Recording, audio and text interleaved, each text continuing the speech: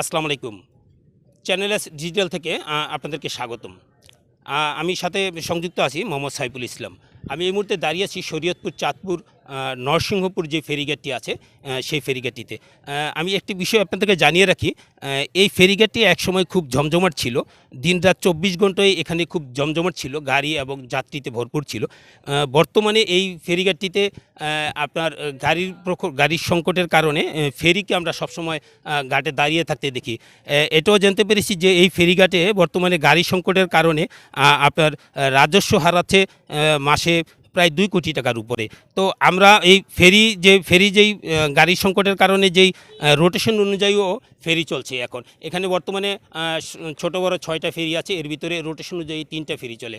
তো আমরা এই মুহূর্তে বিআইডব্লিউটিসির যে সহযোগী ব্যবস্থাপক এখানে যে ইকবাল হোসেন ভাই আছে, আমরা তার সাথে কথা বলবো। আমরা জানবো কী কারণে মাসে প্রায় ২ কোটি টাকার উপরে রাজস্ব হারাচ্ছে এখান থেকে, বছরে গিয়া দাঁড়ালো ২৪ কোটি টাকা। আমরা এই বিষয়টা জানবো। আসলে ভাই, এইখান থেকে যে ঘাটের বর্তমান যে অবস্থা, প্রায় মাসে ২ কোটি টাকা রাজস্ব হারাচ্ছে সরকার, এটার মূল কারণটা কি?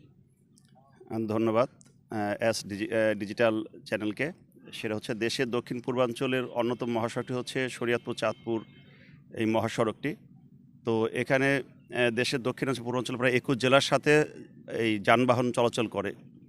তাই এখানে হচ্ছে এই শরীয়তপুরের মনোহর মোড় থেকে ভেদুরগঞ্জ পর্যন্ত প্রায় ১৬ কিলোমিটার রাস্তা অত্যন্ত বেহাল দশা এবং দুর্দশাগ্রস্ত, খারাপ অবস্থা, যার ফলে এই খারাপ রাস্তার কারণে এদিকে কোনো যানবাহন আসে না বললেই চলে। এটা একটা কারণ। আর একটা কারণ হচ্ছে পদ্মা সেতুর অন্যতম একটা কারণ। আগে যেখানে পদ্মা সেতুর আগে এবং রাস্তা ভালো হওয়ার আগে যেখানে প্রতি মাসে আমাদের আয় ছিল ২ কোটি থেকে ২.৫ কোটি টাকা, অর্থাৎ ২ ঘাটে মিলে এপার এবং ওপার মিলে প্রায় ৫ কোটি টাকা, সেখানে আমাদের ২ কোটি থেকে সর্বোচ্চ ২.৫ কোটি টাকার মধ্যে ইনকাম আসতেছে। এর অন্যতম কারণ হচ্ছে এই শরীয়তপুর মনোহর মোড় থেকে ভেদুরগঞ্জ পর্যন্ত রাস্তার অবস্থা খুব দুর্দশা এবং খারাপ অবস্থা।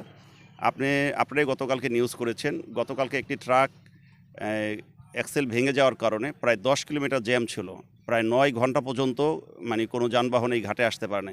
এরকম ঘটনা প্রায়ই ঘটে থাকে। বলেন যে আসলে এই মাসে যে ২ কোটি টাকা রাজস্ব হারাচ্ছে, সেই খবরটি কী কারণে রাজস্ব হারাচ্ছে ঘাটে, সেটা ইতিমধ্যে আপনারা বিষয়টি শুনতে পাচ্ছেন।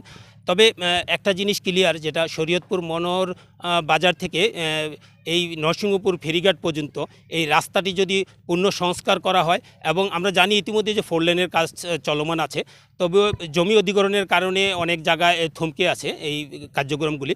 তো আমরা সংশ্লিষ্ট বিআরডব্লিউটিসির ফেরি যে সার্ভিসে যে সংশ্লিষ্ট, তারা একটা জিনিস জানিয়েছেন আমাদেরকে, যদি এই রাস্তাটি সহসায় যদি ঠিক করে দেওয়া হয়, তাহলে এই এলাকার দক্ষিণ অঞ্চলের যে ২১ জেলার সাথে যে চট্টগ্রামের যোগাযোগ ব্যবস্থাটা, এটা আরও সুন্দর সুফল হবে, এবং যাত্রী এবং এই রোডে যত যাত্রী আছে তারা স্বাচ্ছন্দ্যবোধে চলাফেরা করতে পারবে।